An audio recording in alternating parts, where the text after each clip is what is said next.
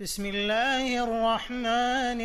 الرحيم يا أيها المزمل قم الليل إلا قليلا نصفه أو انقص منه قليلا أو زد عليه ورتل القرآن ترتيلا إنا سنلقي عليك قولا ثقيلا إن ناشئة الليل هي أشد وطئا وأقوم قيلا إن لك في النهار سبحا طويلا واذكر اسم ربك وتبتل إليه تبتيلا رب المشرق والمغرب لا إله إلا هو فاتخذه وكيلا واصبر على ما يقولون واهجرهم هجرا جميلا وذرني والمكذبين أولي النعمة ومهلهم قليلا إن لدينا أنكالا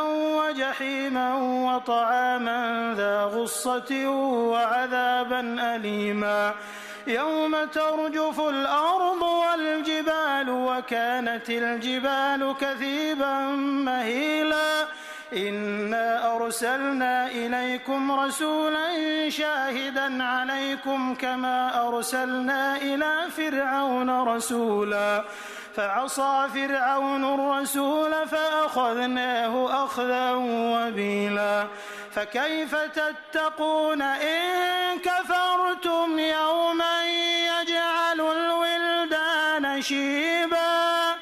السماء منفطر به كان وعده مفعولا إن هذه تذكرة فمن شاء اتخذ إلى ربه سبيلا